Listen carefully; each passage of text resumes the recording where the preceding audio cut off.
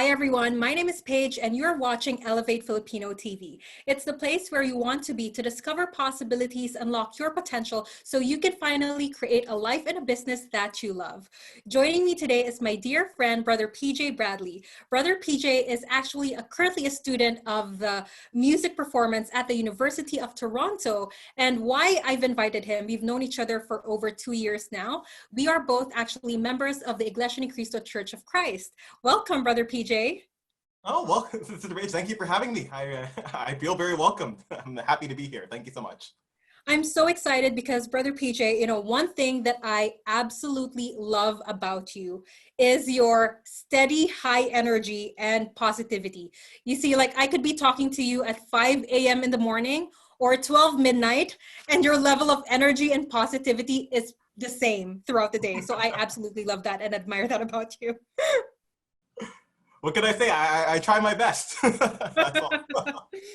Well, Brother PJ, some of the people here might be wondering, we have been hearing from mentors, coaches, and different Filipinos around the globe, why all of a sudden we have someone who's non-Filipino.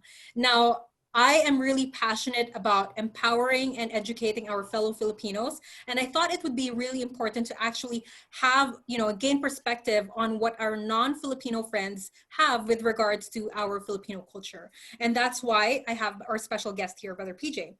So one of the things that I would love to ask you, Brother PJ, is, what has been your experience like with the Filipino culture?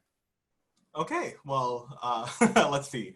So I guess my main interaction with the Filipino culture and many Filipinos has been ever since I joined and became a member of the Iglesia ni Cristo Church of Christ, because many of our members are Filipino, as the church did reemerge in the Philippines. So ever since I became a member, it's been a pleasure to get to know, to get to work alongside, and get to meet our fellow brethren, many of them who are also Filipinos. So it's just been nice to be able to see how hardworking, how truthful, and really, I guess, in many ways, how determined a lot of Filipinos are, as I've been able to see.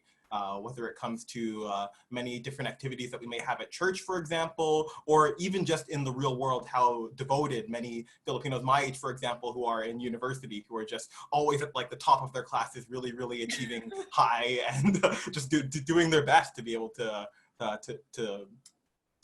get an education and just to be a light of this world. So I'm curious to find out. I know that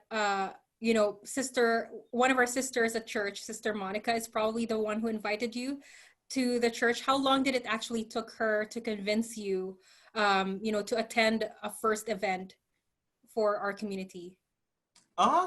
Let's see, maybe about well, when she asked me for the first time, it wasn't very, like, I just kind of said, yeah, why not, like, I'd like to go, I'd like to sort of check it out, but from the way she was acting towards it, it feels like it's been a brainchild that she's had in her mind for a long time. So from when I received the question, it was sort of just, okay, I'll go the next week or the next day or whatsoever. But it definitely seemed like she's been planning it for a while. So yeah, maybe about a week, maybe about a month or so, but I try to be pretty open-minded and pretty free when it comes to, well, just any sort of thing. So I just decided, well, what have I got to lose? And I'm glad I took the invitation, because it changed my life forever. And I got to meet so many more amazing people, not just her, but of course yourself and so many other wonderful people. Well, what was your reaction when you entered, the location and you realized, holy smokes, the majority of are Filipinos? Well, I don't think that was the first thing I noticed, to be Okay. completely honest. I was sort of just, I guess, just taken aback by, the splendor and the beauty of the chapel and all, and, all that stuff. But of course, like, what can I say other than, I was really just really delighted, and I really, felt at home, because everyone was so welcoming, and it didn't feel like race or anything like that was a barrier in any way, just because of the friendly attitude of all of the church members who greeted me, not to mention just the feeling of family and the feeling of belonging that comes with any location of the Church of Christ worldwide. So I'm just, it felt great. It felt at home. It felt right, for sure. I'm glad that to hear actually. I know that this is not really so much an interview about, our faith as members of the Church of Christ, but a lot of the times, I get people from actually saying, oh my gosh, I'm like, I've invited other people to church too. And I have friends in high school who are Caucasians, right? And so oftentimes they're like taken aback and shocked when it's like, oh my gosh, it's like majority are Filipinos and they stand out. But I'm glad to hear your unique perspective that that's not the first thing you noticed. So it's very interesting. I love that you brought that up. Now, I think one of the things that I wanted to find out too is, you and I live in Canada, so we know what it's like to have some form of like cultural assimilation, right? With of course, the race that we were born in, and also the race that we have to interact with on a daily basis in school, at work, and whatnot.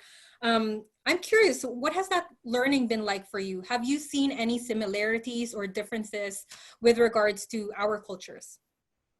Well, I think cultural transitioning is I don't know if to call it cultural transitioning, but maybe just sort of adaptation is a better word.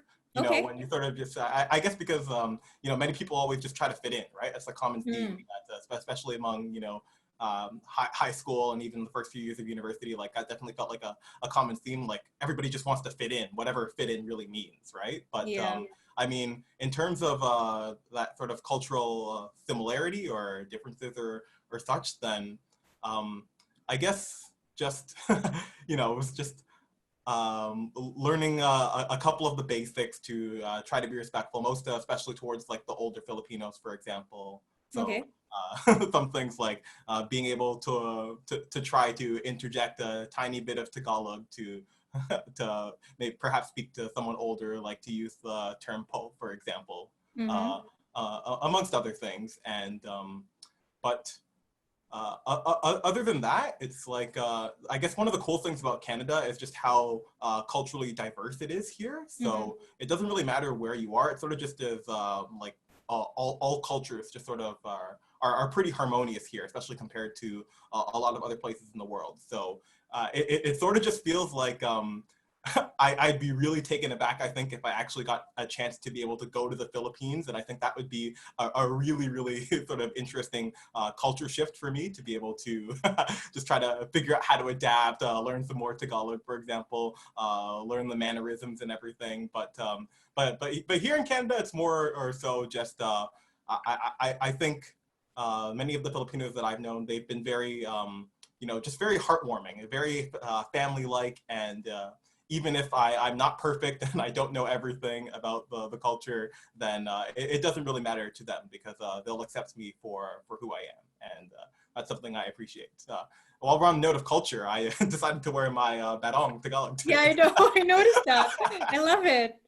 You know what, Brother PJ? I feel like a lot of the responses that you have is more related to, because whenever I ask you about culture or races, you actually often like, you know what, I actually don't notice a lot of differences, for example, or I don't feel that that's a thing because I find that you generally as a person, you see how everyone is essentially one and the same, right? And it also reflects your level of positivity. Honestly, you're one of the most positive and most energetic person that I've ever met in my entire life. And that's something that I think a lot of people why a lot of people gravitate towards you, why they love being around you, because you have this just aura about you that's just inspiring and motivating, and it makes other people feel good. And I guess to remove the concept of culture and I guess like race and stuff like that, where did you learn that kind of attitude that you have? What was it? Were you always like that, or did you learn it from someone?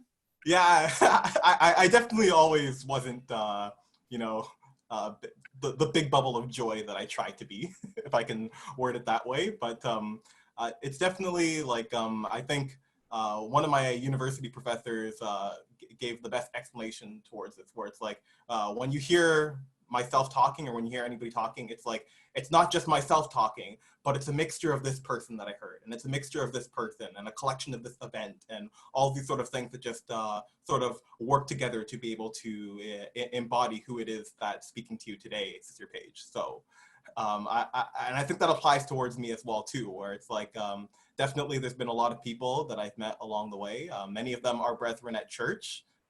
To just see that positivity. Like, if we're talking about positivity here, then I remember the first worship service that I attended, that was a huge amount of positivity, because that was all about how when one gets knocked down with the Lord God, you can get back up and keep going no matter what. So that was, if that wasn't a beacon of positivity, that, you know, it's like, oh, no matter what, you can get down, but sure, but then you get back up and you keep going and going and going, and it's a good time. So that's definitely one moment I can recall. But for sure, in elementary school, I had like some of the most amazing friends, and I still have them to this day, that I could never ask for. And I also think that if it wasn't for meeting them and them showing me values such as being able to work hard, respect, humility is the biggest one for sure, because that's something I always need to work on myself, and and just just getting back down to earth. That's something I've definitely just been taught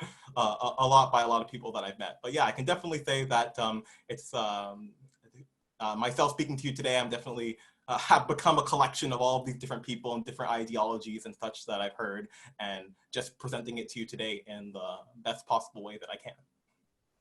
So I love that you mentioned that who I am talking today is basically a manifestation of the experiences and the people that you've dealt with and met, you know, along the path of your life, who you are right now.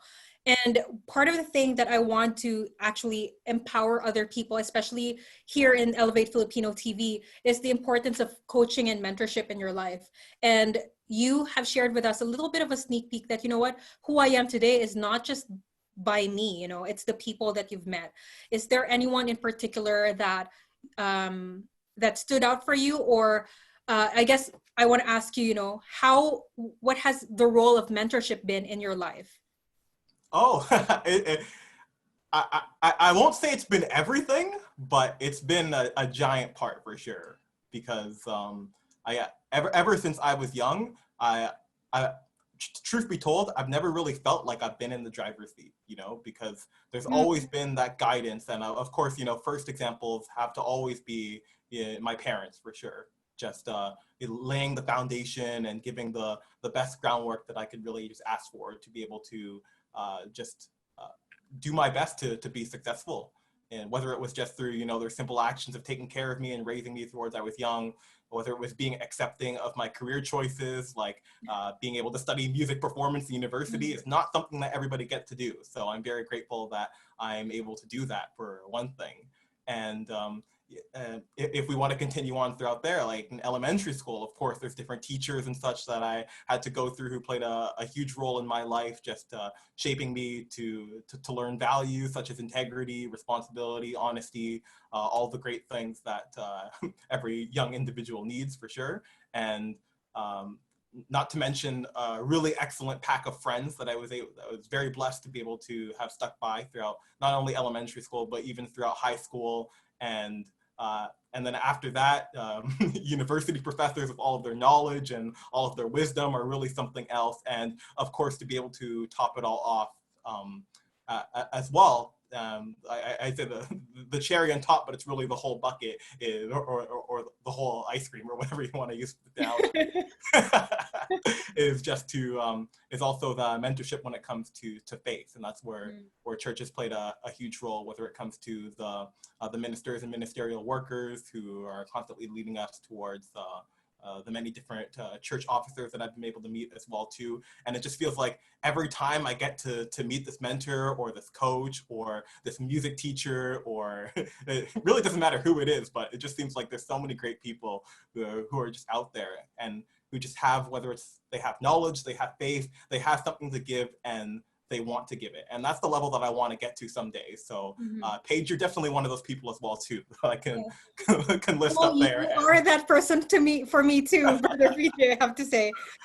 You know what, this conversation that we have, like, when you shared your story of, you know, even going back to grade school and all the teachers you've met there, and how you've put it into words, basically every single person that you meet has something that they can teach you.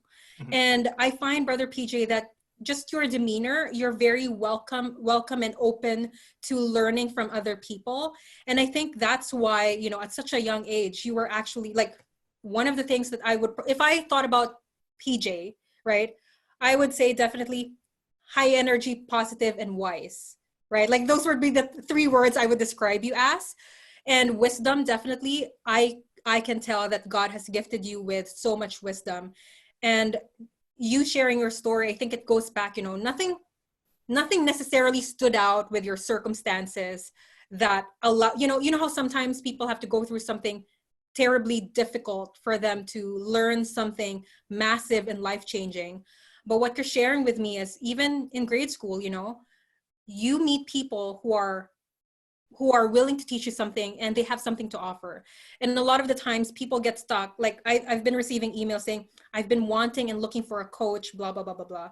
But at the end of the day, that coach or that mentor is already there, but you have to be ready as a person to accept it. There's a saying, it says, when the student is ready, the mentor will appear, something like that. Oh, Something I like that. like that. I like that. Yeah, it's really interesting. When the student is ready, the teacher will appear, something like that. So oftentimes people have it the opposite. They search and search for the teacher when in fact, personally, they're not open yet to learning or growing, or, you know, they're not open to meeting this person yet. So I love that you actually reminded us about that. So let me ask you, I know you're in school right now, you know, attending university, but what are some of your goals moving forward when you interact with other Filipinos? Okay, so let's see. Um, I'll take a moment to think, perhaps, but Yeah, I go guess ahead. just if I were to sort of generalize the question, then I think just my goals when meeting just anybody, whether it's Filipinos, whether it's regardless of race or culture or anything like that, is just to ultimately just to I believe to be a good example. That's one thing I really, really strive towards, and just want to something I want to achieve, something I'm not able to achieve yet, I don't think, but slowly but surely, just with every collection of experiences and every learning opportunity, then just to be able to get to a point where I can be a good example, and hopefully, some to be able to help somebody, whether it's something that they're going through, and to be an inspiration in in whatever, because there's so many challenges nowadays that people face, and I know my challenges are coming, because I haven't really had any big challenging moments to, that, like, any big obstacles or anything like that. So I know they're coming, and I know that I have to prepare for them for sure. But when it comes to just interacting with others, is the best that I want to do is just to be able to set that example. So no, when it's Filipinos, like I definitely think a lot about age as well too, which is something Okay. that's just sort of popped into my mind right now. But I think it's more of a subconscious thought. But it's like I definitely feel as if I, to be able to achieve that, I have a better success ratio if those who I'm looking to help or to inspire are younger than me rather than older than me, which is something I'm not sure if everybody feels that way, but I definitely feel as if I learn a lot from those who have been here longer than I am, and I can share a lot with those who haven't been here as long as I am. Mhm. So, but ultimately, I guess just to summarize it up, what it is that I want to be able to offer and to help Filipinos is just to ultimately to set that example. And that's difficult, because many Filipinos are super hardworking, and I'm not the most hardworking. Many Filipinos are super faithful, and I'm still getting there in terms of all of this, right? So it's like, what is it that I can really offer? It's hard to tell, and it's hard to answer sometimes, but that's why I always just go with try my best, do the best that I can do, because that's all I really can offer is my best, right? And hopefully my best is inspiring and helpful in some ways to somebody who's looking for something that I may have. So if I have anything that somebody else may need, then I'm more than happy to share it, regardless of race, culture, anything like that. I love that. And, you know, just to touch on that topic about age, I do get why you'd feel that you'd make more impact if you were, I guess, teaching or mentoring someone who's younger than you. A lot of the times, especially in the Filipino culture, we actually have a saying that says, "Oh, you're just going there, but I'm already going back." I don't know if you've heard about that, but a lot of the times Filipinos, Filipino elders would say, you know, you're just on your way and I'm already heading back. And it's a saying that basically been there, done that, right? Yeah. But I do believe that you can learn so much even if they were younger than you. And in fact, you know, I'm older than you. I don't know, like 10 years older than you. But I still learn a lot from you, Brother PJ. Like, I remember, you know, every time I meet you at church, I'm like, you know what? I got, like, some days I'm energetic, some days I'm not. And whenever I see you, you're very steady, constant, energetic, positivity. And I'm like, I aspire to be more like that. That steadiness that you have, it's very inspiring. And, you know, like, even that's why we're actually eager to have you meet other people, because I know that your story, your presence in itself, even if, let's say, you don't have a specific story or a specific teaching lesson, whatever, just your presence in itself actually is already an inspiration to someone else. At least for me, you know, I find that. So yeah, I would like to ask you, as I wrap this up, you know, I want to thank you again, Brother PJ, for taking this time to sit with me and share with me your perspective about what it's like to be with Filipino people, and also hearing your perspective on, you know, just how you see the world. I love the way you see the world. Everyone is pretty much the same. And I love that you reminded us that every single person you meet in your life is actually a teacher, that you can learn from them. And you've reminded all of us that, you know, just open your eyes, be willing, be open, and your mentor will be there. So as I wrap this up, let me ask you, what is your parting message to our viewers today? Let's see, just be happy, be fun, continue to be awesome, and just, I know, just many of your viewers as well as the page are Filipinos who are trying to reach out to. So please just do keep watching Sister Paige's content. It's really, really, really high quality stuff. And it's every time I click on one of her videos, I'm sure to be able to learn so much. And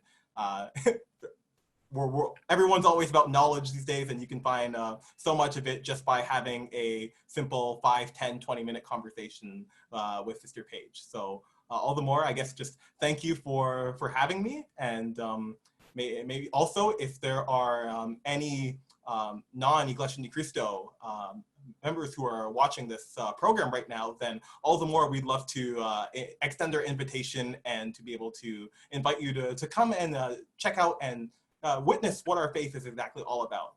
Even now during these crazy COVID pandemic times, we have so many online activities and all this stuff, and you're more than welcome to not only participate in these activities, but most especially to learn more about what it is that we're all about, and meet many, many, many amazing people just like Sister Paige, just as I have. So thank you so much for having me. I appreciate it so much. Thank you, Brother PJ. That's so exciting, and I don't know if I can beat that ending, but definitely, guys, if you guys would love to meet Brother PJ, I will link his social media down below. Say hi, add him on social media, say hi, be friends. You know, it would be pretty cool actually if we get all connected. So we'll definitely link the stuff down below, and also if you want to check out our events and activities at church, you know, you're more than welcome to do that too. And we would love to hear from your perspective what it's like to actually, if you do decide to attend one, right? Even an online event. So yeah, I'm excited. Thank you so much, Brother PJ, for joining us. And once again, guys, if you love this segment, Brother PJ is our first non-Filipino guest here at Elevate Filipino TV. And, you know, we believe that the content we have here will change your life, but also it will change your friend's life. So make sure you share it on social media, tag us if you have any breakthroughs here from this segment, and we will catch you on the next episode. Thank you so much for watching. My name is Sister Paige, and this is Brother PJ, and we'll catch you next time. Bye.